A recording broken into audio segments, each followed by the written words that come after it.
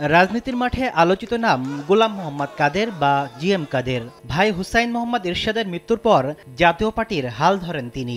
গণ অভ্যুত্থানের মুখে পালানো শেখ হাসিনার সংসদে বিরোধী দলীয় নেতা ছিলেন জিএম কাদের। উনি কত অমায়িক, ভদ্র এবং কত আন্তরিক ছিলেন। দুদকের গোয়েন্দা অনুসন্ধানে উঠে এসেছে ২০১৮ সালে জাতীয় নির্বাচনে সংরক্ষিত নারী আসনের জন্য ১৮ কোটি টাকার ঘুষ নেন।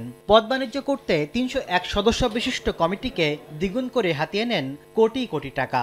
এসব অবৈধ অর্থ সিঙ্গাপুর, লন্ডন ও সিডনিতে পাচারের তথ্য দুদকের হাতে। এমন তথ্যের ভিত্তিতে প্রকাশ্য অনুসন্ধানে নেমেছে দুদক। দলীয় মনোনয়ন বাণিজ্য, পদ বাণিজ্য, বিদেশে অর্থ পাচার সহ জ্ঞাত আয়ের উৎস বহির্ভূত সম্পদ অর্জনের অভিযোগে তার বিরুদ্ধে অনুসন্ধানের সিদ্ধান্ত গৃহীত হয়েছে।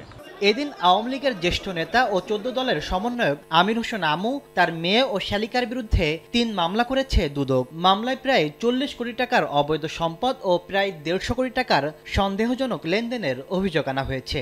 সন্দেহজনক লেনদেন করে উক্ত টাকা জ্ঞাতসারে হস্তান্তর, স্থানান্তর এবং রূপান্তর করার অপরাধ অনুসন্ধানকালে প্রমাণিত হয়েছে। এ কারণে তার বিরুদ্ধে দুর্নীতি দমন কমিশন আইন ২০০৪ সংশ্লিষ্ট ধারায় একটি মামলা রুজুর সিদ্ধান্ত গৃহীত হয়েছে। এদিকে বিশ্ব স্বাস্থ্য সংস্থায় মিথ্যা তথ্য দিয়ে চাকরি নেওয়া এবং সূচনা ফাউন্ডেশনের নামে ৩৩ কোটি টাকা আত্মসাতের অভিযোগে সাইমা ওয়াজেদ পুতুলের বিরুদ্ধে ২ মামলা করেছে দুদক।